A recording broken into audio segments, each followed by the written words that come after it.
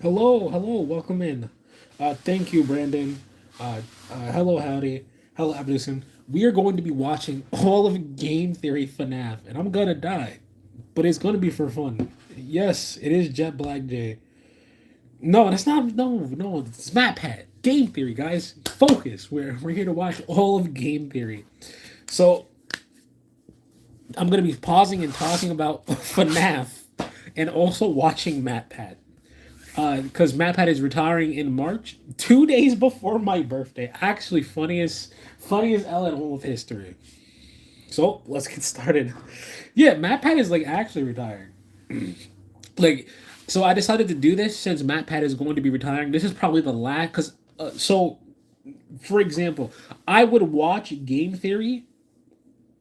I would sit down and marathon all of his FNAF videos because I liked FNAF and I like Game Theory. So I would sit down on my own time and watch every single FNAF video. So I thought, hey, what if I just do that right now? Why is the stream not playing? Because I can hear you, but nothing. I'm about to press the video. Guys, calm down. I'm explaining why we're here to suffer. Because this is probably going to be the last time I'll be able to watch Matt Pat do FNAF because he won't be a part of the channel anymore. He's going to be moving away from the channel, and everyone else is going to be doing FNAF. And I thought we should do this for fun. Hello once again, theorists. Welcome to Matt Pat Plays. Today we are playing the scariest game of all creation. Probably never heard of it. It's called Five Nights at Freddy's. Here we go. What's this? It's a camera. The camera came up. Oh, was that a bunny? Was that a bunny? I think it was a bunny. Oh my gosh. I am so scared right now. Oh god! Oh, it was only the fan. It's only the fan. Only a fan. I have never played a game this intense. Oh god! Shut the doors, shut the doors, shut the doors! Oh, please don't see me, please don't see me, please don't see me, please don't see me, please don't see me. Please don't see me. I'm so scared right now, I'm so scared. Can you tell how scared I am right now?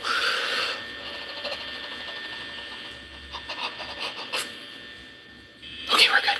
Oh! Just the fan. Just the fan. I don't know about you, but every time the camera makes the sound to come up, I pee a little bit in my pants. What? That's it? That's it? It's a jump scare? It's a little bunny rabbit jump scare. What? Really? Really? Alright. I mean, oh, God, it's so terrifying. Oh, there's the bunny rabbit. Shut my door. Man, this is truly compelling gameplay. Oh my gosh, guys, I'm almost out of power.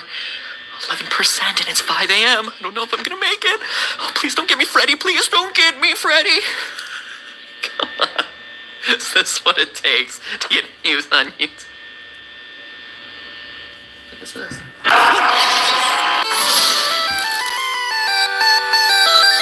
Now, this is such a dumb time to pause, but I missed that intro. That was so fun. I think Matt Pat going, "Hey, this is old FNAF," and how the fan base would be like, "Hey, dude, look, FNAF guys, look how did wow, it's not scary. What are you guys complaining about?" I miss when Matt Pat would just have a lot more fun with how FNAF is not scary. It's just jump scares. I think FNAF was scary for the time because it came out back when a lot of games were not scary at the moment in time when it came out. Like 2014 was a different time. Like we're talking about people weren't getting scared by this kind of games. They were just like, people weren't getting scared a lot by a lot of games. So when FNAF came out and took a simple approach and had a very easy premise that you could easily swallow, that wasn't like, hey, this game's gonna be long. You can be FNAF in like one sitting. That's the best way to twerk to insta live. But it's still, yeah, Map Hunt is very fun. I feel like a lot of people forget Matt Pat tries to make his content. He just wants to have fun and make the world a better place. And I think making videos that make people happy is genuinely something to be proud of. Does anyone know? What's the best way to get? I could not tell you the best way to get people to join. But yeah, I really miss when YouTubers would have a lot more fun, poking little fun at little things. Matt Pat used to do. I think if you watch his old videos and watch his newer videos, I do think Matt Pat has improved, but I think he also lost the charm of he's more self aware in his older FNAFs about the series. Like no, FNAF for him was not scary. It was just like teehee because this was more like a haha funny kind of thing. Matt Pat is just going, man, this used to be kind of scary and stuff, and it was genuinely interesting for him to go, whoa! It wasn't really scary. That to me it was such a that was a fun approach because FNAF's not really scary when after you play it after a while. The jump scares get you the first few times. For some people, it's not even scary because some people don't get scared, and I think a game that is very jump scare focused, I can see why this intro works so well. So anyway, let's get back to the video.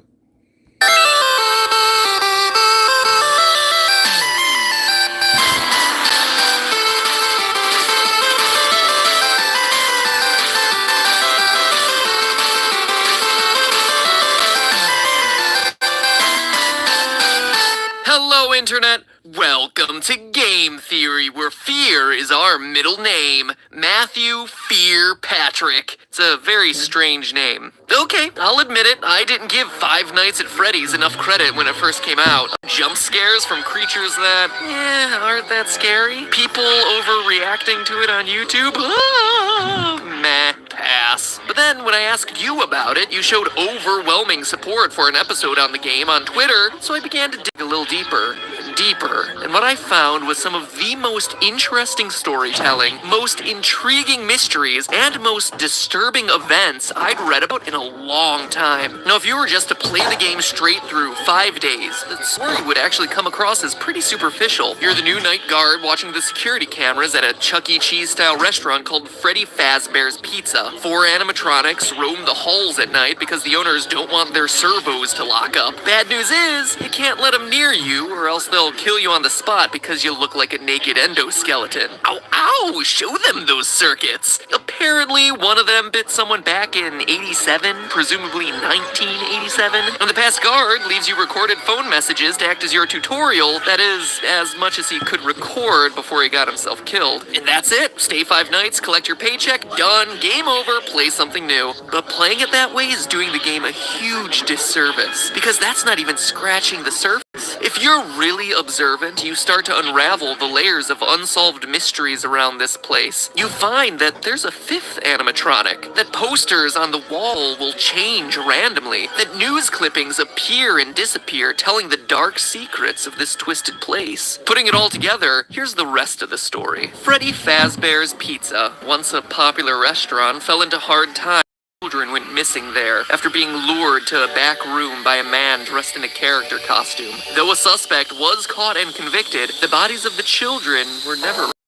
Pizzeria was also threatened with shutdown due to sanitation complaints, as foul odors started to come from the animatronics, blood and mucus oozing from their eyes and mouths. The last article, written years after the incident, states that the pizzeria would finally be closed by year end. In addition to the core 4 robots, Chica, Bonnie, Freddy, and Foxy, there's also a 5th, unofficially referred to as Golden Freddy. Ignoring the rules of physics, Golden Freddy appears and disappears at will, can inexplicably travel through doors, wherever, causing strange hallucinations. And when he attacks you, you're not taken to the typical game over screen. Your game crashes. So that's unsettling. And there's also strange messages appearing on the walls, repeating the words, "It's me." According to the game's creator, the place can only assume to be the spirits of the 5 lost children. So that's the gist of it. Murder, missing children, foul odors, killer robots, and pizza. But that story leaves a lot of lingering questions. Who is your character? How's he fit in? Why does he stay for 5 nights when he's very clearly confronting the possibility of death? What more can we know about this terrifying Golden Freddy? And most importantly, what is the complete story behind 5 Nights at Freddy's? They're all good questions about a delightfully incomplete and mysterious story with just just enough threads to keep you theorizing. So now, if you'll indulge me, let me reciprocate that story with one of my own. I think you'll find it interesting. December 1993, Aurora, Colorado. 10 p.m. Tuesday night at a local Chuck E. Cheese. After a family birthday party runs long, manager Margaret Kohlberg and teenage employees Sylvia Crowell, Ben Grant, Colleen O'Connor, and Bobby Stevens are forced to stay late to close up shop. But as Margaret tallies receipts in the back, Bobby scrubs down the kitchen, and the other three work outside in the main arcade. Unknown to any of the five, there's actually a sixth person locked in the building with them, waiting silently in the darkened restrooms. A 19-year-old named Nathan Dunlap. Earlier that year, Nathan had begun working there as a cook, dough master, before getting fired. Wait. The audio, everything should be fine. What in the world? Yeah, why is the quality? God damn it! The speed's normal. Captions are off. What in the world?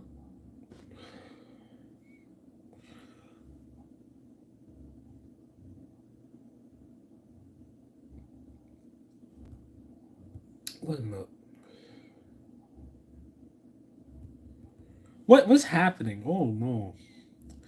I don't know what the fuck what's going on. Everything should be working. Because this is just we're just watching a YouTube video. What in the hell? I'm probably just gonna. I'm gonna refresh. That should fix any problems. And I'm gonna. MatPat, today we are playing the scariest game.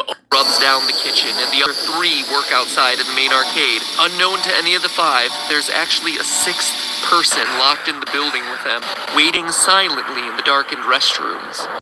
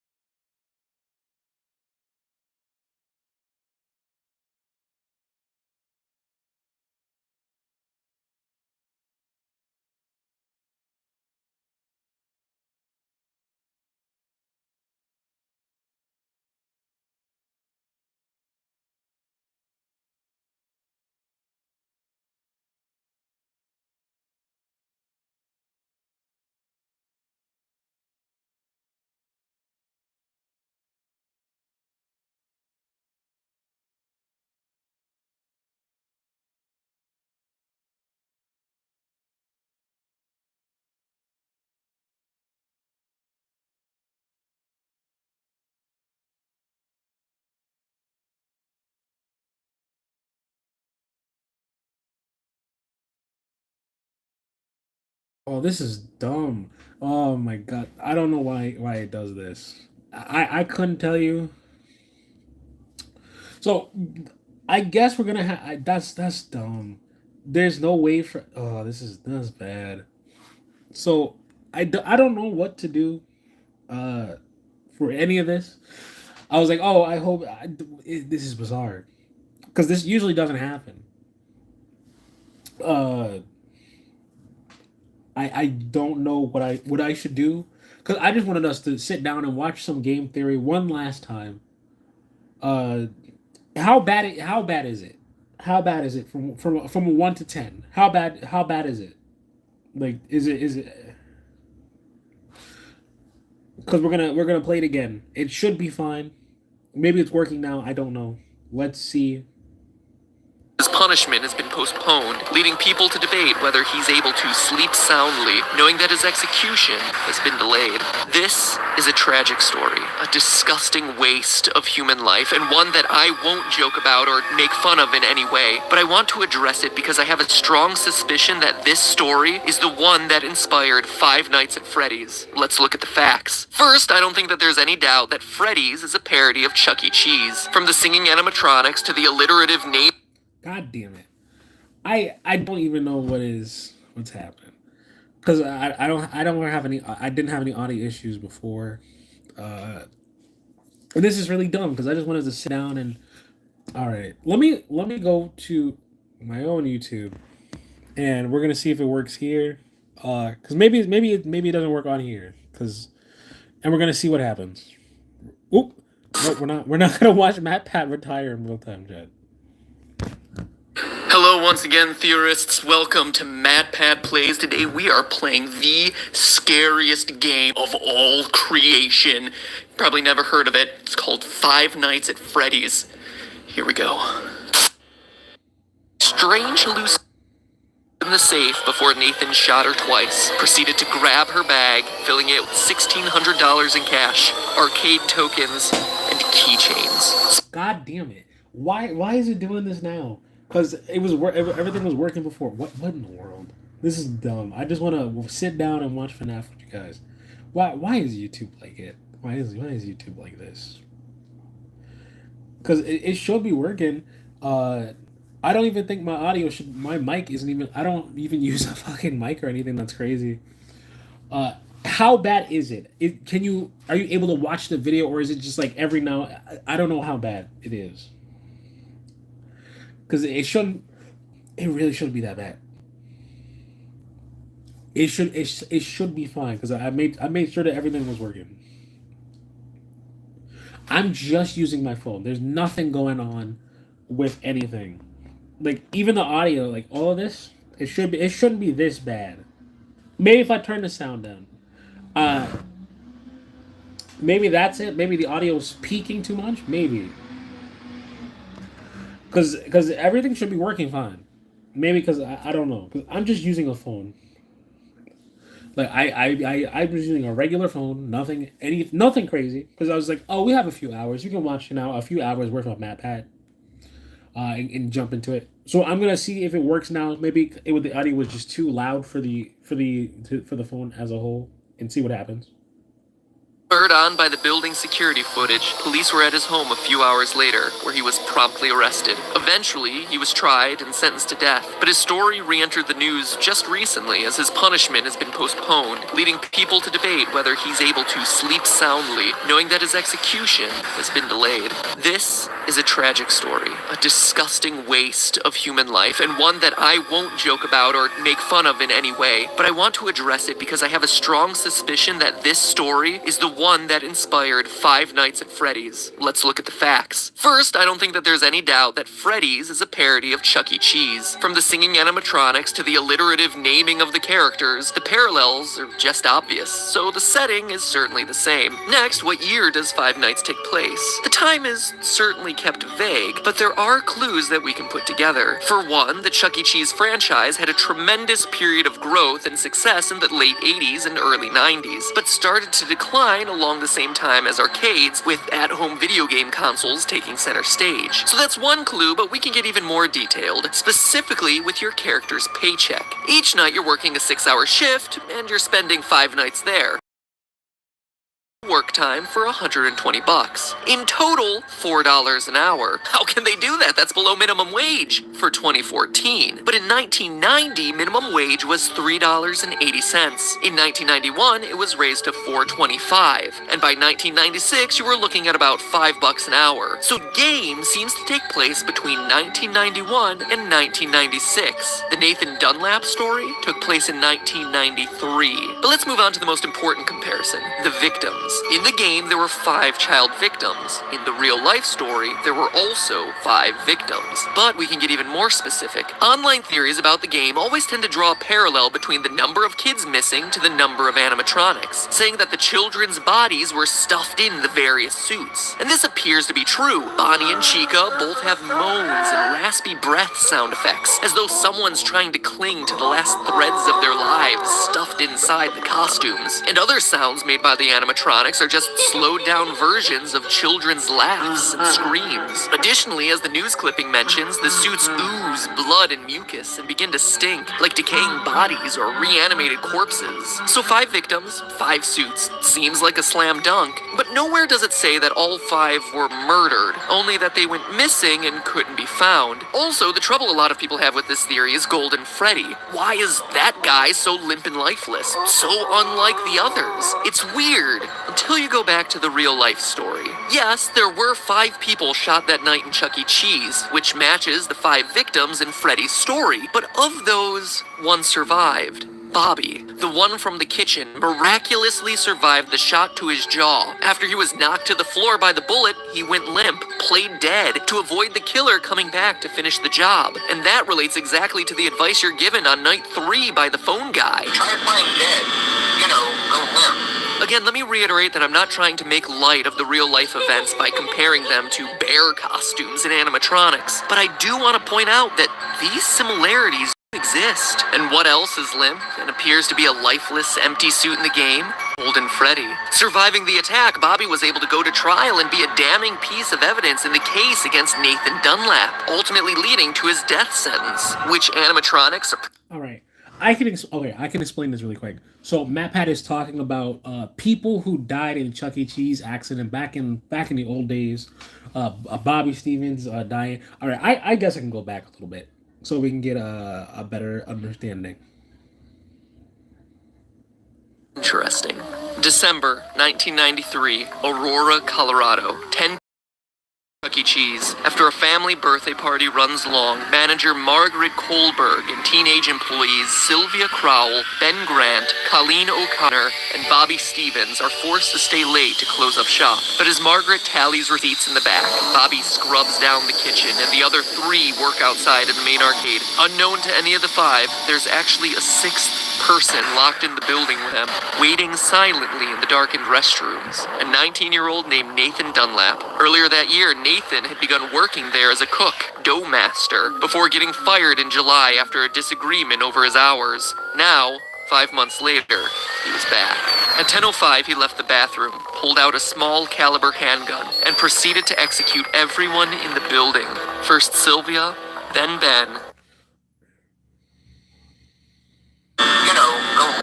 Now, we're gonna explain why MatPat is talking about these murders, real and fake and etc. At the end. We're gonna go through this really quick because we're very close to the end. These videos are gonna go by very fast because these are very old and none of them really hit an hour mark really. So we should be fine.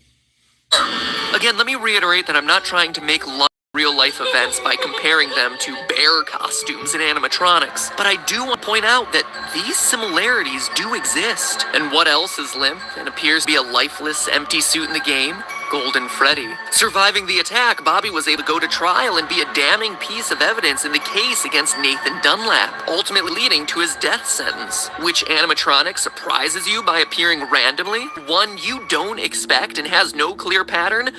Golden Freddy. It's also worth mentioning that of all the cameras in the restaurant, one is always black, preventing you from seeing what's going on. That camera is located in the kitchen, leading many to assume it's where Golden Freddy hides, which just so happens to be the place Bobby was able to survive the attack. So I ask, odd coincidence or source of inspiration? In fact, if you think about it, the behavior of the animatronics really corresponds with key features of each of the real-life story's victims. We just covered Golden Freddy and Bobby, but the rest have strange parallels too. Bonnie goes into the utility closet filled with floor cleaning supplies, the most prominent ones being a mop and a broom. It's probably one of the most random rooms in the game, until you consider that Ben, the second victim, was vacuuming at the time of the attack. Foxy is kept sequestered in the back of the building, behind a curtain, more aggressive than all the rest, similar to the way Margaret, the manager, was in the back office counting receipts at the time of the murder, and her role as manager would inherently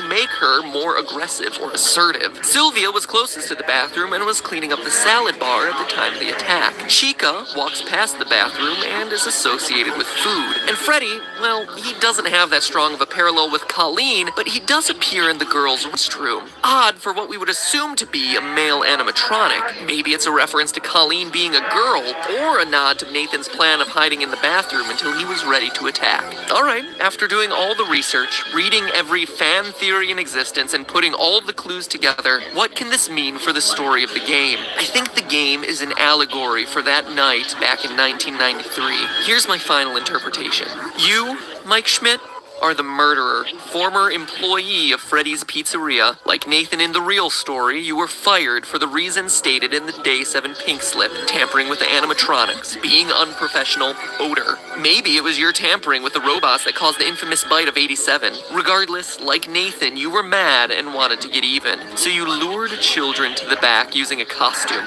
killed them, stuffed their bodies into the animatronic suits, hoping to get the place shut down, then left. Notice that the newspaper clippings never say it's an employee of the company luring the children away, but we know it must have been someone with access and knowledge of the employees-only section of the building. And as the newspaper clippings clearly show, just like Nathan, you were caught almost immediately, captured on the security footage. You were arrested, tried, and convicted, forced now to live on death row. The Freddy's Pizzeria you work in now are just the nightmares that haunt you, taunting you every night with the phrase, "It's me, it's me, it is you, you are the killer." The nightmare is also why everything is so surreal. Posters switching at random, heads on the animatronics glitching, Golden Freddy appearing and disappearing at will, taunting you as the one that got away. It's also why you're only at the pizzeria from midnight to 6 a.m. every night. It's a nightmare. It's in your sleep. It's a place you created, a restaurant long closed as evidenced by the spider webs, and overrun with angry spirits out for revenge on you, and you alone as the one who took their lives, as evidenced by them completely ignoring the naked endoskeleton elsewhere in the building. It's also a place you can't escape from, why you find yourself back there night after night, even after you complete your 5 nights. "See you back next week," the ending text goes. You're unable to leave this terror, the threat of death, the guilt, because it never ends. And in a delightfully ironic twist, your personal hell forces you to supervise the exact same security footage that led to your capture in the first place. But hey, that's just a theory. A game theory. Sweet dreams. All right, so I can start explaining what Matt Pat was talking about. So, FNAF 1, if you didn't understand what was going on, let's tell you right now. In FNAF 1, Matt Pat is wrong. All the stuff about the murders, FNAF was not based on the murders, but Matt Pat, when he made the theory, was like, wow, these two things line up really close together. So he went, oh, this might be based on a real thing. And this was back in 2014 when a lot of games. So even though Matt Pat, and this is something a lot of game people who do a lot of videos similar used to do, is they would go, is this related to something in real life? So you would have a lot of people who were going, oh man, this is like a real world event that is going on. So you would see a lot of videos from Matt Pat and other content creators where they would relate some things to real world events when they were not related.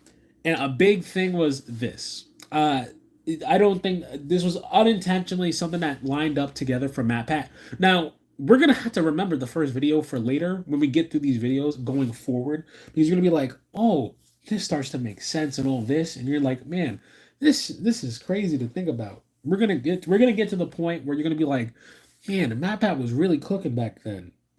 But we're gonna save that for when we get to that video, because there is a video where everything he says in this first video kind of comes full circle, and I'm gonna bring it up when we get there. Oh, there we go. Hello? Oh, hello, and welcome to new and improved Five Nights at Freddy's 2 video. I'm here to answer any questions the game may have left unanswered. The game's developer, he's a pretty tricky guy. Don't worry, though. We'll get everything cleared up. Oh, and watch out for the puppet.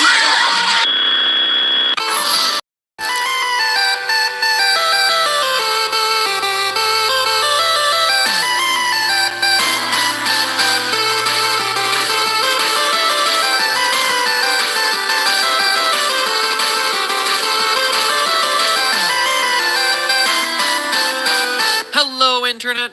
Welcome to Game Theory, the show that promises not to include any more gratuitous jump scares, unless that's just what I want you to think, so I can lull you into a false sense of security and scare you again. But I wouldn't do that. I'll just let the uncertainty of whether a jump scare is going to happen or not drive you insane for the rest of this episode.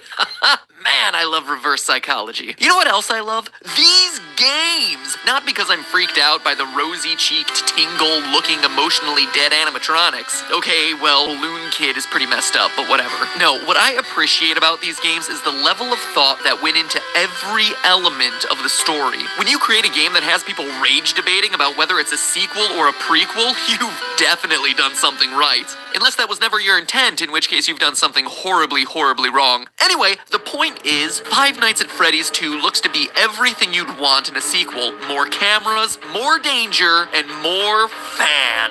Oh, the fan. But that also comes with more questions. Questions about the game's lore. And while others will provide you with the jump scares, I provide you with what everyone really wants, answers. Well, maybe not everyone. What an elite, educated subset of you really want, answers. So grab yourselves a slice of Freddy Fazbear's signature pizza, cause we're about to dig in. Ugh. Tastes like cardboard. Let's get the big one out of the way first. Is the game a sequel or a prequel sequel? And what I mean by that is, contrary to popular belief, just because it has a big 2 slapped next to the name doesn't automatically mean the game comes after the first one in a timeline sense. It's a sequel, yes, but it tells a prequel story. Take, for instance, these all-time before the beginning, Lion King 1.5, and the actual all-time classic Godfather Part 2. All of them sequels that just so happen to also be prequels. It's not mutually exclusive. So where's Five Nights at Freddy's 2 fit in? Knowing its place in the timeline is crucial for understanding its story. Well, that out, let's focus on the paycheck you receive at the end of your 5th night. The date places the events of the game in 1987, a whole 6 years ahead of when we determined the first game took place in our first video. Sounds like a prequel, but we found that date in the first game by calculating Mike Schmidt's hourly pay and comparing that to the minimum wage of the 90s. If Scott Coffin, the game's developer, is just picking random numbers for the payments, this bit of evidence would be meaningless. Except that he's not. At the end of Five Nights 2, you get paid $100.50. Divide that by the 30 hours worked and you get $3.35 an hour, the exact minimum wage for 1987, which means that us using minimum wage calculations to identify the year of Five Nights 1 is a perfectly valid way to prove it, and shows that it takes place after the events of Five Nights 2. Still don't believe me? Players brave enough to survive the extra night 6 are rewarded with a bonus that says the toy robots are getting scrapped, and that the old ones are going into storage for a new, smaller scale version of the restaurant. That would explain why the old models reappear in Five Nights 1, and the toy models don't. And notice how it mentions a smaller version of the restaurant. The building in Five Nights 1 is significantly smaller than the setting of Five Nights 2. Need more evidence? What about the fact that on the first night in the office, the phone guy explains that the robots used to walk around during the day just like they do in Five Nights 2, but not anymore. Or the fact that phone guy dies in the first game, making it hard for him to also be the phone guy in Five Nights at Freddy's 2 if it takes place after. Call me the Phantom Menace, cause every way to Sunday, this game is a prequel. So with that revelation out of the way, we're able to piece together the rest of the timeline and dig a little bit deeper. Posters everywhere in Five Nights 2 welcome you to this new location, implying that there was another Freddy Fazbear's Pizza somewhere before this one. Additionally, the phone guy makes reference to it on night 1, mentioning the old location and how it was left to rot. So we know that there was one Freddy Fazbear's Pizza for the first game, one for the second game, and one that came before both of them that we've never seen. But even before that, also mentions an even older restaurant called Fredbear's Family Diner, which, aside from its confusingly different name, also had different owners. So let me recap. There's the restaurant from the first game, which is the last in the timeline. The one that you're currently working at in 1987 in Five Nights 2, an older location of Freddy Fazbear's Pizzeria left to rot, and the original Fredbear's Diner. Jeez, I hope you're still with me, because this is more complicated than the Zelda timeline. Anyway, it's at this first location, the diner, where the whole story begins. Submitted for the approval of the Game Theorists Society, this is the true tale of Five Nights at Freddy's. When you die in Five Nights at Freddy's 2, before you've even gotten over the jump scare, you sometimes get a screen like this. Oh, turn it off! Turn it off, it's too horrifying. That, youngsters, was E.T. for the Atari, a console that came out before the NES. Yes, around the same time as the dinosaurs. It's widely considered to be the worst game of all time, hence me reacting in a horrified manner. Now, I'm going to tell you right now, he is 100% right. I don't think I've heard anyone say anything positive about ET for the Atari in any point in my life. So this is a certified game theory fact that no one likes ET. I'm not even being like sarcastic. I don't think anyone has. I think even the angry video game nerd, when he did his like movie about ET, he didn't try to get upset or angry. He was just like, "It's bad." That's how you know it's bad. When the guy who's known for going, "This movie is dog shit, the worst movie I've ever seen," and he just goes, it's bad. I think that really shows how bad a game can be when everyone's like, no, I know it's bad. And no one can really get angry about it. They're just like, it's dog shit. Anyway, back to the video. See? Humor, folks. But seriously, you get these disturbing death minigames which, true to the 1987 setting, use Atari-esque graphics to depict various horrific events. All the while, a creepy, robotic voice spells out, letter by letter, things like, help them, or save him. These death minigames are the most important piece in figuring out the true story behind these games. Let's start with this one. This death minigame has you playing as Freddy, taking cake to screaming children at a birthday party. As Freddy rushes around trying to keep the whole party happy, a single sad child looks on from outside. When suddenly you're powerless to do anything but look on in abject horror as a purple man pulls up in a car, murders the child, and drives off. It's my belief, loyal theorists, that this game takes place at Fredbear's Diner and is chronologically the first event that we see in this timeline. How do I know? Well, it's a small establishment and there's only one animatronic, Freddy, as opposed to all the other games which show other robots. But more importantly, this murdered child is the one that sets everything into motion. One of the new tasks added to Five Nights at Freddy's 2 is winding a mysterious music box that we're told placates one of the animatronics. If you fail to wind the music box, what you're introduced to is this terrifying thing,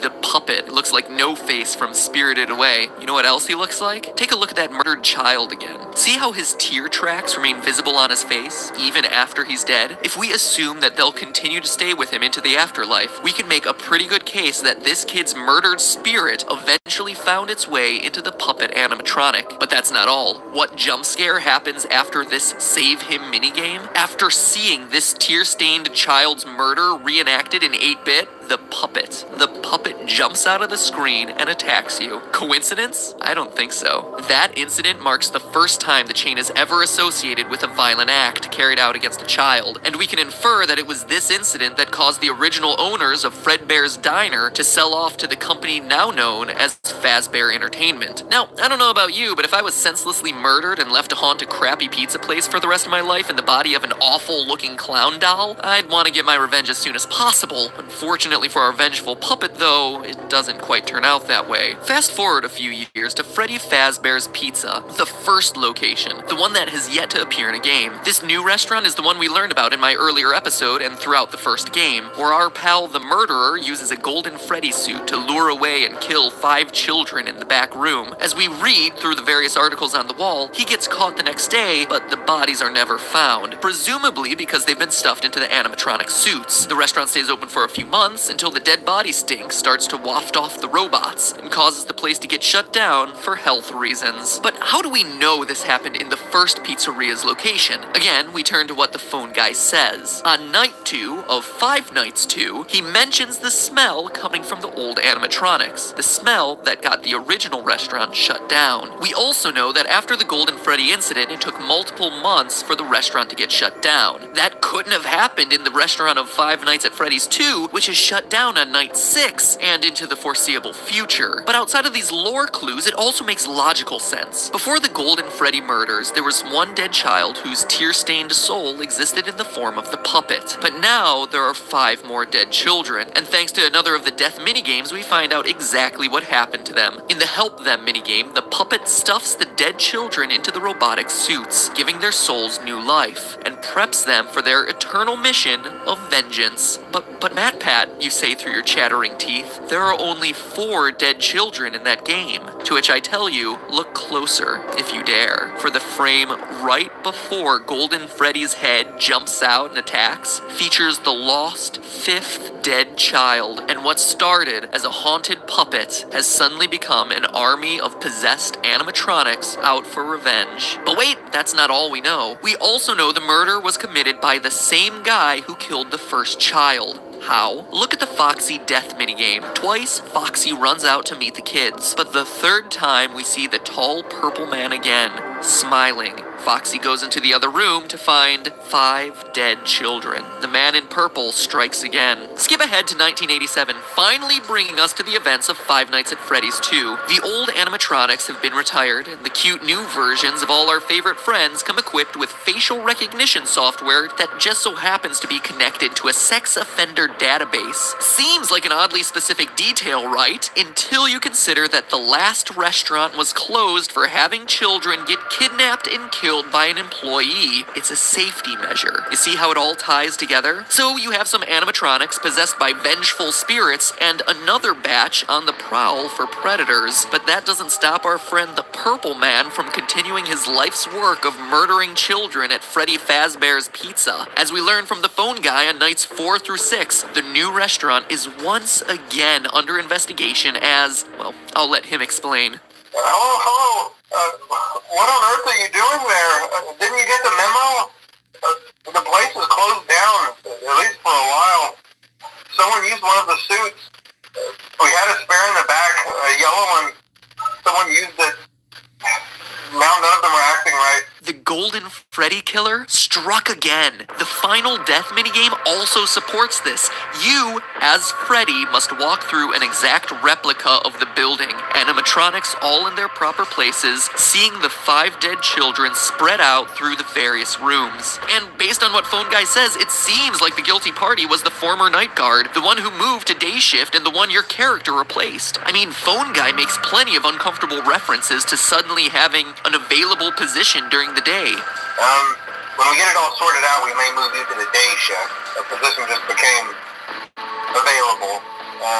We don't have a replacement for your shift yet, but we're working on it. But is the Purple Man really someone we've never met, and who's only worked there a week? Or is it someone we trust? Someone with a long history with these characters? Someone no one would suspect? The head guard. The one forced to fill empty positions and teach new recruits by leaving them instructions over the phone. Is the Purple Man the phone guy? Ask yourself this. What do we really know about Phone Guy? Let's look at what he says. First, he always speaks like an outsider looking in. He refers to the management of the company as they. So he's not a higher up like the CEO or even a manager. But he's also not a typical day worker, as he says things like the employees and the staff. So he works there, but isn't generally considered a regular member of the company. We also know that he's qualified to take the role of a night guard. As we learn, he plans to take over the position sometime after night 6, and is on his way out of the position by the time the first game starts. For now, just make it through the night. When the place eventually opens again, I'll probably take a night shift myself. I actually worked in that office before you. I'm finishing up my last week now, as a matter of fact. What else do we know? Well, we know that Phone Guy has a long history with the company, being with it at least since the first pizzeria that we haven't played in. He also openly admits that Foxy the Pirate was always his favorite, and that he has never liked the puppet because, as he says, it was always thinking. See, I told you wouldn't have any problems. Did Foxy ever appear in the hallway? Probably not. I was just curious. Like I said, he was always my favorite. I'll be honest, I never liked that puppet thing. It's always thinking, and I can go anywhere. Okay, but what do we know about the Purple Guy, the Golden Freddy Killer? Well, let's look at the minigames again. He has a long history with the franchise, killing since it was Fredbear Diner. We see him smiling as he watches Foxy perform, Phone Guy's favorite, right before Foxy sees the room of dead children. We know that the puppet and the killer wouldn't get along, which would explain Phone Guy's discomfort around a creature that he describes as always thinking. And here's the bombshell. We know the killer is a security guard. How? On very rare occasions during the Save Them minigame, while Freddy chases the puppet, the purple man appears and chases you. Look on his chest. It's an orange badge, the kind that would be given to a security guard. Now look at his eyes. Notice the white spots? An odd, seemingly innocuous detail. But now look at Golden Freddy. Look deep into his dead, vacant eyes. What do you see? Two white spots. Pinpricks, really. Barely visible. They're there. And now finally, what do we see in Purple Guy's hand? Well, the Atari graphics make it tough to discern. It's not like any gun or knife I've seen. No, that to me is very clearly a phone. The robotic voice is spelling out for you, save them, save them. But when Purple Guy, Phone Guy, catches you, the screen crashes and all you're left with is, you can't. But that's not where it ends, Internet. As you and I both know, there's still Five Nights at Freddy's 1. If this game is last in line and the puppet is truly pulling the strings behind all of this, you might be asking yourself where he is in Five Nights 1. We know the other animatronics got scrapped, but this ghostly guy should still be around if this timeline I proposed is correct. And get this, the puppet is in the first game. Take a look at the east hallway. Seems pretty normal, right? But every so often, the posters on the walls change to this. A crying child with two streaming lines down his face. Look familiar? It should. The Five Nights at Freddy's series is about vengeance. One child, 6 children, more, looking for revenge against a sick child killer. The Purple Guy, the guy who just so happens to be the first voice you hear when turning on these games. Save them. Save them. You can't. But hey, that's just a theory. A game theory. Thanks for watching. Make sure you wind that music box by clicking the... All right. So what in FNAF 2? MatPat actually got most of his theories right. This is probably the most accurate theory from MatPat that we're going to be seeing for a while. Then we're going to get to the territory where I just don't even know what the fuck is going on. So let's actually talk about FNAF 2 really quick. So FNAF 2 is the second FNAF game, also coming out I think the month after the first, maybe 2. Like we're talking about FNAF when it came out. We used to get like, I think FNAF 5 came out several months after 4. Like we got FNAF 1, 2, 3, and 4 so fast that it was insane. Like they came out so close to each other at the same time that people were genuinely surprised how fast every game came out. Like I think MatPat started streaming the FNAF games around the time of I think FNAF sister location maybe. Like we're talking about the FNAF games were coming out so fast and a lot of content and a lot of stuff from Scott came out so fast. From that, all right, the amount of FNAF games. So we have FNAF 1, FNAF 2, FNAF 3, FNAF 4, FNAF Sister Location, Pizzeria Simulator. We got FNAF World, FNAF Custom Night, FNAF.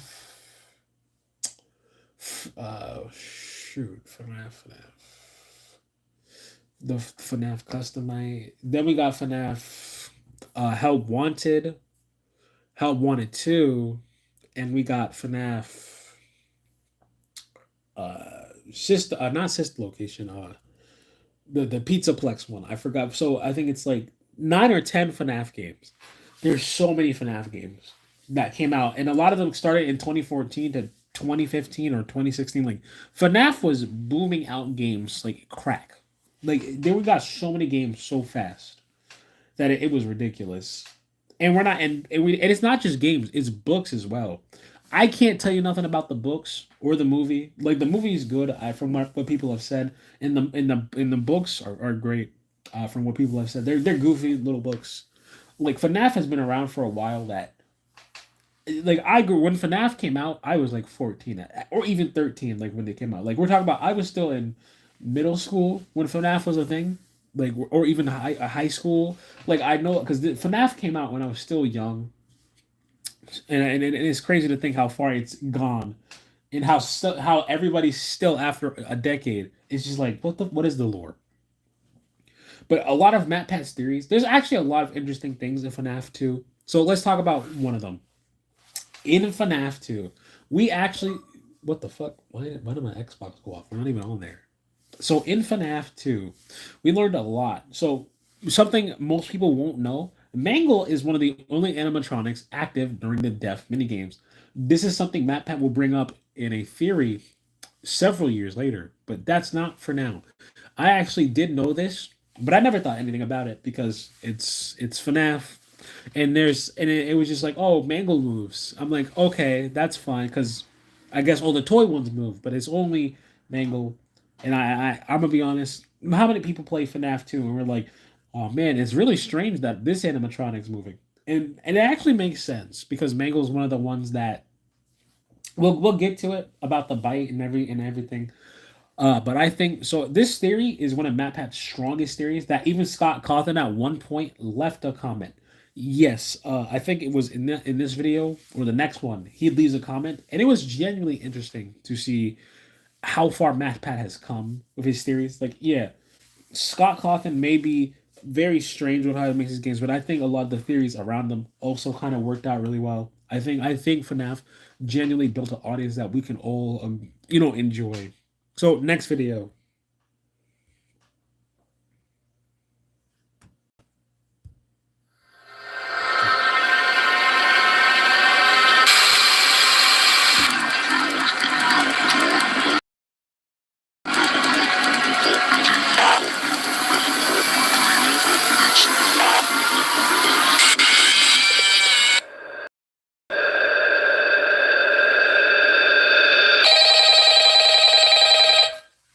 It's time.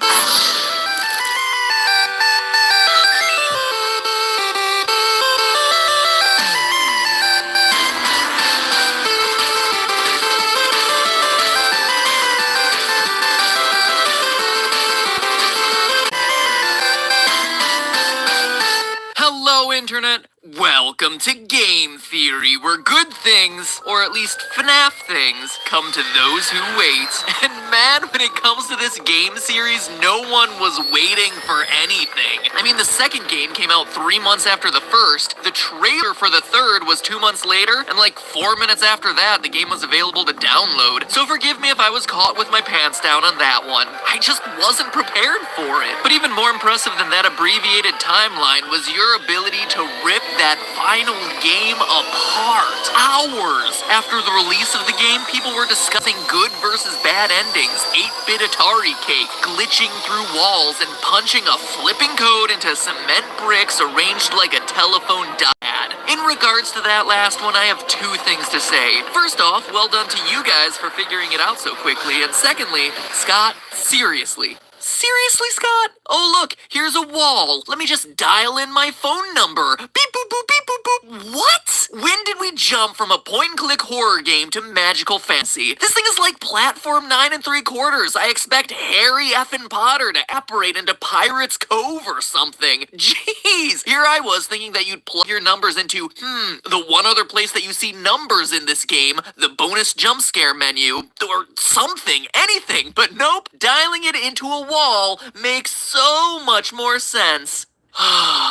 Okay, sorry, just needed to get that one off my chest. Moving on. Now, with 15 days at Freddy's under our belts and a few overtime hours clocked in for good measure, we have ourselves a completed video game trilogy, with the third game giving us more jump scares, more phone guy, and more fan. But this game also contains the final clues we need to get some closure on this game's deviously vague story. Scotty C certainly didn't make things any easier for us, but at this point I think we finally have enough puzzle pieces scattered across the 3 games to assemble a fairly accurate picture of this franchise's lore. Since you guys had a, let's just say, above average interest in this theory, I wanted to create something that answered as many questions as possible about this franchise. But beyond just the details, the question we all want an answer to is, what exactly happened in the story throughout this series? It's a pretty fundamental question to not have an answer to, and yet, despite thousands of videos, forum entries, and Tumblr posts, whoa, hey, put that away, you behave yourself. This game is already scary enough without you sticking your hook somewhere it doesn't belong, okay? Despite all those things, we still don't have a clear picture on the details. Yes, there's a child killer on the loose, the infamous purple guy, who's been using Fazbear pizzerias as his hunting ground of choice for years, but going into the third game, we still weren't sure about who this guy was or even how many victims he'd officially taken. Then there are the animatronics. Sure, we generally understand that the killer's dead bodies have been stuffed into some of the suits, and that with the help of the puppet, the kids were able to find new life in those robotic bodies. But then, what about Shadow Bonnie and Shadow Freddy, who randomly appeared in Fnaf 2 only to become prominent figures throughout Part 3? How do they fit in? What about the ghostly Golden Freddy, someone we've been talking about since the first game, and yet we still don't really know anything about him? Well, now that we finally have all the facts, I think it's time we revisit my timeline I presented in the last episode to see what I got right, what I got wrong. Yes, you heard that. Wrong. No shame. I'm a big boy. Mommy, wow, I'm a big kid now. And finally fill in the missing details to create what I believe to be my definitive Five Nights theory. And boy, howdy, it is a doozy. So strap in, theorists. You wanted it. You're about to get it. Overall, the timeline of the franchise I presented in the last video still holds strong. Decades before the name became a horror legend meriting its own theme park style attraction, Freddy Fazbear got his start at Fredbear Family Diner. It's here where our story begins as Purple Guy takes his first victim, something we see in the Take Cake minigame from Five Nights at Freddy's 2. What tells us that this is Fredbear's and first in the timeline? Well, as I said last time, in addition to it being a small space, the only character we see is Freddy, whereas all other minigames feature multiple animatronics. He's also holding a cupcake. Since that would later become Chica's signature item, the event depicted in this game must have come before she was created. Additionally, notice that the Purple Guy's murder takes place outside the building. This is the only time we see him murder someone outside the walls of a Fazbear building, which implies that this is likely his first victim. Serial killers often have what's known as a signature, a way of killing that's unique to him and him alone. For Purple Guy, his signature is dressing in an animatronic costume, then luring children to the back of the pizzeria and killing them there. But this murder occurs before he developed this particular style, implying that it's the first. From there, we know that the puppet jump scare that always follows this minigame, combined with the tier design on both the dead child and the puppet's mask, implies that the soul of the first child now exists in the puppet. The event caused the original owners to sell the Fredbear name, who then rebranded and avoided the negative PR being what we know today as Fazbear Entertainment. They then opened a new chain of restaurants, which we never saw in the games, until the release of Five Nights 3. This is not Fredbear Diner like many interpret, but rather the first location of Freddy Fazbear's Pizza, predating the events of Five Nights at Freddy's 2. How do we know? Well, by paying close attention to the old recordings of Phone Guy dug up in Fnaf 3, he introduces us to Freddy Fazbear's Pizza, not Diner, before explaining the functionality of the special spring lock suits. Welcome to your new career as a performer/entertainer for Freddy Fazbear's Pizza. Right now, we have two specially designed suits that double as both animatronic and suit. He also lets us know that the animatronics are still allowed to walk around freely during the day, meaning that this is happening before the bite of 87, in which an animatronic bites someone during business hours, removing their frontal lobe and resulting in the animatronics being restricted to moving around only at night. For ease of operation, the animatronics are set to turn and walk towards sound cues.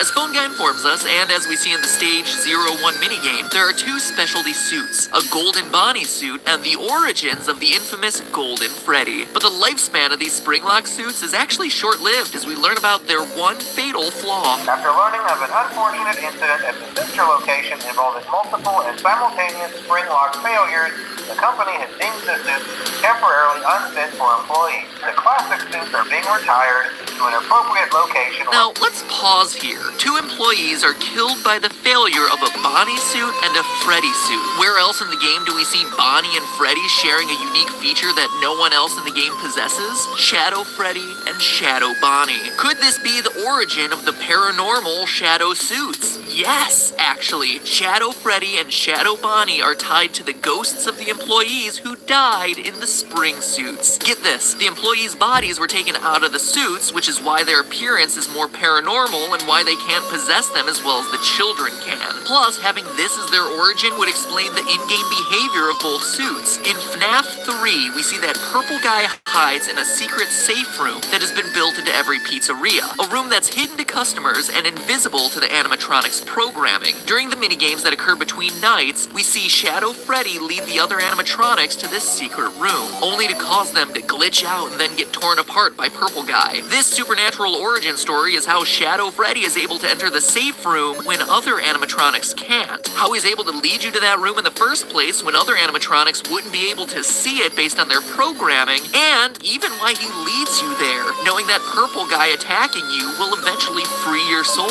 That's also why there's no Purple Freddy suit when you do finally enter that room. It's not an alternate Purple Guy costume like many believe, it's an apparition. Suck on that, Harry Potter, I knew someone would apparate eventually. It also explains why Shadow Bonnie's minigame in Fnaf 3 always starts on stage 01, the spring suits, and why it's the one animatronic we control that has the ghostly ability to glitch, fly, and teleport. As we concluded last episode, this is also the point in the timeline of the first missing children's incident, the one we learn about via newspaper clippings in Five Nights 1. So, based on the newspaper clipping evidence we have, we know that the mauve murderer dressed in one of the suits lured children to a back room and killed them. He's starting to develop his signature, but one nagging detail FNAF theorists have been wondering is what suit does he use for his disguise? The answer? Golden Bonnie. Why? Well, remember the phone guy saying the faulty suits were being retired to an appropriate location. There's a high likelihood they're being stored in one of the safe rooms in the restaurants. Plus, we hear in FNAF 2 that the purple guy has a habit of using a yellow suit. We had a spare in the back, a yellow one.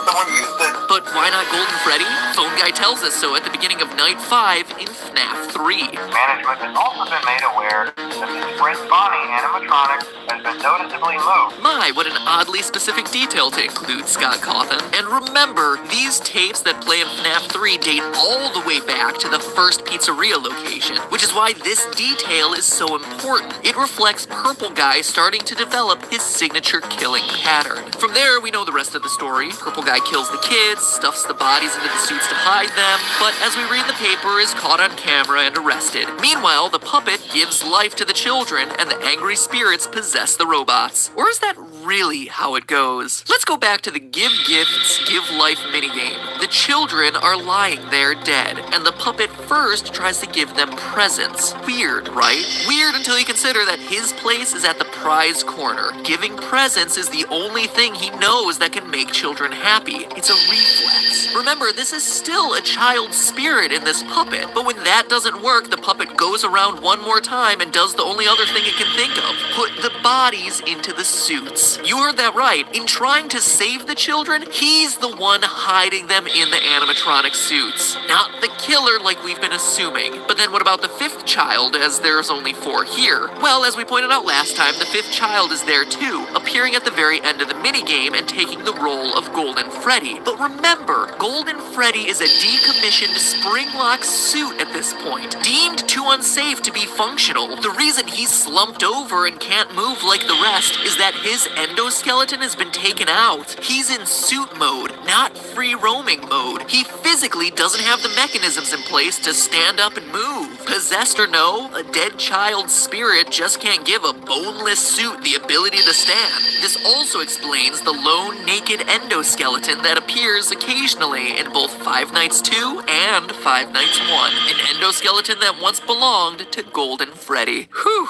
I know I made you wait for this one, so I knew I had to make it count. Heck, if there ain't a lot to cover. Still with me? Good, because we're ready for our next location. You see, since the puppet hid the bodies, no one knows they're in the suits until they start oozing and smelling, which, as we see in the papers, eventually gets the place shut down for health violations. The company tries to recover from, quote, the tragedy that took place there many years ago, but can't, and eventually is forced to shut its doors for good. This leads to the trailer for Five Nights at Freddy's 2.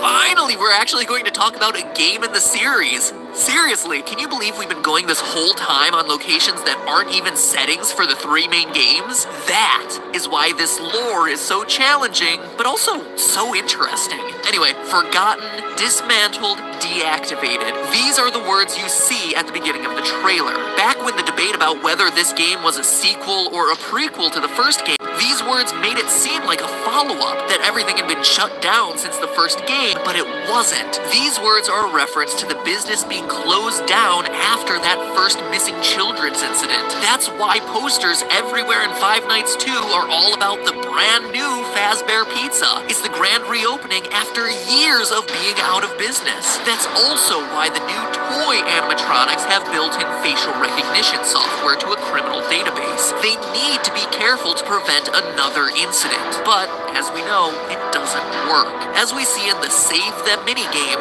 5 more children get killed in this new location. We know it's the new location because the minigame map's layout perfectly matches this new Fazbear business. We also know it couldn't have happened earlier in the timeline, as both the old animatronics and new toy robots are presented in the game. But this time, the puppet's solution isn't saving the kids, it's stopping the killer. He enlists the help of Freddy to try and SAVETHEM, leading the bear to the killer's location. Except Purple Guy came prepared, equipped with not a phone, but rather something to help him tamper with the animatronics. He knows that something fishy is going on with these robots, because he's been watching, studying. The puppet wants Freddy to save them, to which the killer's answer is only this: you can't. So how did the Purple Guy manage it when he had been caught years before? What about the bite of 87? How do Fnaf 1 and 3 fit in? And most importantly of all, who is the Purple Guy? All that next week. Don't worry, I'll come back. I always do. In the meantime, it's all just a theory. A game theory. Thanks for Make sure you don't miss part 2 by clicking subscribe. Well, honestly, you still might miss it. So, chat, we're actually going to be talking about a little bit about FNAF 3. Now, FNAF 3, all the stuff from the FNAF 2 circles back into this. FNAF 3 takes several years after the first 2 games. It's I'd say near the end of the timeline. I can't tell you either. Do I like the FNAF guy? No. Neither. MadPat is trying his best. But yeah, exactly. That's just the theory. So we're gonna watch part 2, and then we're gonna end the stream for today. But I want to say this has been fun, and I think FNAF 2. All right, so I'm gonna give you a rundown. FNAF 2 actually has a lot of animatronics. Like there's a secret animatronic of Balloon Boy that is a female version of it, and the shadow animatronics. What do they do? Two of them crashed the game, and I don't know how true that is, because they're very hard to encounter. It's the same with Golden Freddy. Golden Freddy can only be encountered on night 1 and 3 of FNAF 1. But yeah, FNAF is genuinely very interesting. It has a lot of stuff that you, the player, won't know about, or even crazier mechanics. And it can be really hard to tell what's what and how does this happen. Because FNAF is a very long series that is not supposed to have clear answers, because Scott still has to milk the games. He can't just end the games and then be like, guys, that's it. That's all of FNAF right now. Here you go. He'll tell you the information and be like, good luck. And that's kind of how FNAF continues to be so well received, because you still want to answer all the questions, because it feels worse to not have them be answered. So anyway, let's get into the last part of today's stream and enjoy the last part of FNAF 3 solved. Oh shit. You guys don't. It's late for me. Don't worry about it.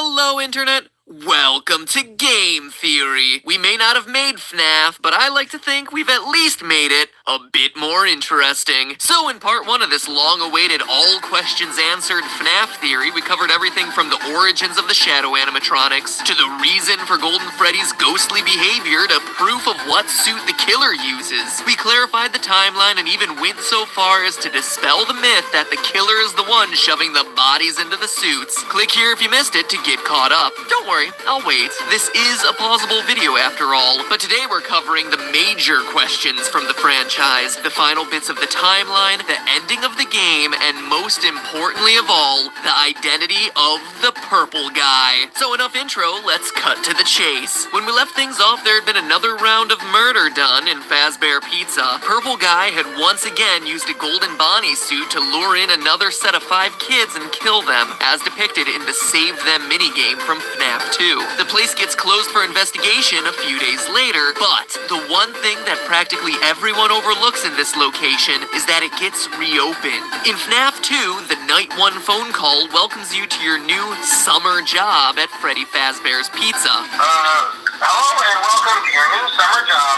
at the new and improved Freddy Fazbear's Pizza. Summer job. And yet, the paycheck at the end of the week reads November. There is not a single place in the world where November is a summer month.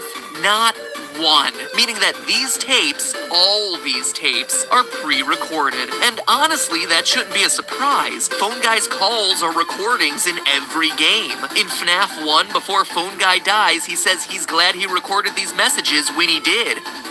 I'm kind of glad that I recorded my messages for you. And then in FNAF 3, they find the old training tapes the Phone Guy made. First of all, we found some vintage audio training cassettes. Dude, these are like prehistoric. I think they were like training tapes. In short, all of Phone Guy's messages are unstuck in time, not recorded anytime near your tenure as security guard. That includes the ones in FNAF 2 talking about children going missing. The pizzeria isn't being shut down for an investigation of some missing children the week you happen to be working there. You're listening to old tapes meant for the night security guard from months ago. Need more proof? Night 6's call references a birthday party happening as the last event before the building closes. But what decorations do we see put up throughout the building for the entirety of the week you're working there? Happy birthday banners. Confusing? You betcha. Game-changing? Absolutely. This means that both Jeremy and Fritz, the characters you play as throughout FNAF 2, aren't the killer purple guy at all. They were both working in November, after the yellow suit investigation and the killer getting charged. Which brings us to the other key point in the timeline, the bite of 87. Ever since we heard about this mysterious frontal lobe nibble on that first fateful night at Freddy's, we've wanted to know more about this bizarre attack, the one that ends up resulting in animatronics no longer being allowed to walk around during the day. But now, 3 games in, we do know more. We know it took place in the location of FNAF 2 based on the 1987 date on Jeremy's paycheck. And furthermore, the newspaper clipping that ends FNAF 2 gives us a clue that it's the bite which closes this version of the restaurant, not some serial killing. Quote, after being open a few short weeks, the restaurant is closing its doors, the article says, with the new animatronics being scrapped for possible malfunction. That's game designer Scott Cawthon telling us that one of the new toy animatronics bit someone during the day. Why else would the new robots be scrapped while the old ones get kept for possible reorganization? Well, outside of an obvious need to retcon why these new robots didn't appear in Five Nights 1, it's because the company considered them safer, relatively speaking. So, then who's the biter? Well, it's none other than the pile of scraps and parts, Mangle. The most obvious clue is the animatronic's unhinged jaw. The frontal lobe is the biggest part of the human brain, and the size and shape of the other toy robots' mouths just wouldn't be able to handle the size of the human head, especially when you compare it to the Mangle's narrow snout and wide open mouth. There's also Mangle's sharper teeth and potential angle of attack. As shown by its jump scare, Mangle goes for the top of the head. And who got bit? Well, there isn't enough evidence to say definitively, but your most likely candidate would be fan favorite Jeremy Fitzgerald. Jeremy passes the test, and on his paycheck at the end of the week, he's welcomed into the family, presumably getting moved to day shift. Fritz gets hired to replace him on day 7, but then promptly gets fired for tampering with the animatronics. That means he's not likely the one to get bit, and instead the person who follows him on day shift is, leaving Jeremy as the most likely frontal lobeless candidate. But regardless of whether it's Jeremy or some other customer we've never met, someone gets bit, the restaurant closes for good, and as the newspaper clippings show, the old animatronics go into storage awaiting a smaller location with a lower budget. Fast forward to the 90s and FNAF 1. We know it's the 90s based on the hourly rate of the paycheck received by Mike Schmidt, security guard extraordinaire from the first game, something we proved in our first Five Nights video. And now we can breathe a sigh of relief, because this was the beautiful time long ago, last August, when the games weren't so complicated, when the biggest mysteries were a game-crashing gold bear and the words "it's me." No death minigames, no puppets, no need to shoehorn in extra overcomplicated storylines. That all would come later when the first game became a smash hit and got itself some sequels. And boy did those sequels make things complicated, as both featured 8-bit minigames revealing more details about this location from the original game. First things first, we know that the purple guy kills 5 children here. We see it in the Foxy Go Go Go minigame from FNAF 2. Foxy runs past a grinning purple guy to see 5 dead bodies. Sorry, no fireworks this time, Foxy. And how do we know it's the FNAF 1 location? Well, it's the only time in the game when Foxy's stage, Pirate Cove, is located to the west of a dining area. See how he performs for the children by running to the right? That matches the map layout of the FNAF 1 pizzeria. We also know from the FNAF 3 minigames that this is where the purple guy dies inside a golden Springlock Bonnie suit in a safe room near the back. One built so that it would never show up on camera, conveniently explaining why it never appeared in the first game. But hold on, weren't those safe rooms sealed up a long time ago? I mean, we touched on this last episode, but the old recordings of Phone Guy we listened to throughout FNAF 3 say that these rooms are being closed off, discontinued, and will never be mentioned again.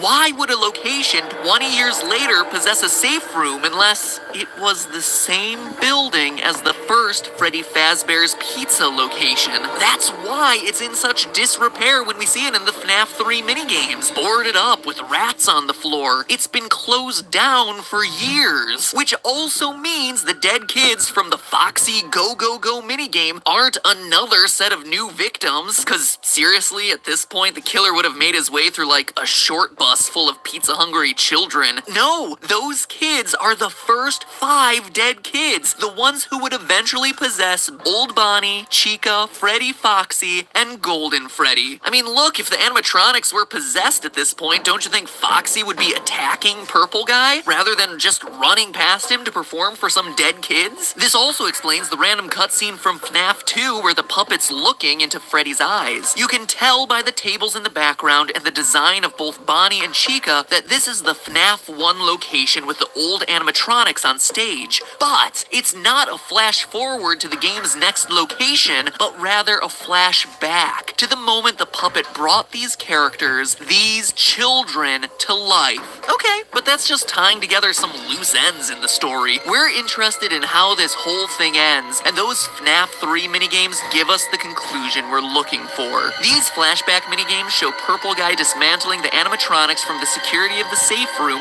one by one. But in doing so, he's unwittingly releasing the spirits of his former victims. Freddy, Bonnie, Chica, Foxy, Golden Freddy. When their powers combine, they are able to scare Purple Guy into the Golden Bonnie Springlock suit, which fails, crushes him pretty much to the point of death, though notice we never actually see him die, and the spirits fade away. Golden Bonnie, with Purple Guy inside, now known as Springtrap, rots away in the safe room for years until he's finally uncovered by the founders of Fazbear's Fright from the 3rd game. With the discovery of Springtrap, this haunted house attraction inspired by the years of mystery and murder of the pizzeria chain, finally has their first real animatronic, who then haunts the player for 5 nights and a nightmare night until the place burns down due to faulty wiring. The end. Take a bow. It's finally over. Well, kinda. We're still left with one final, seemingly impossible question to answer. Who is the purple guy. After spending, I kid you not, full days plotting out all the details of this game franchise on whiteboards, talking it over with anyone who would stand to listen to me ramble on and on about fictional haunted robots, and just looking at it from every possible angle, all logic points to it being...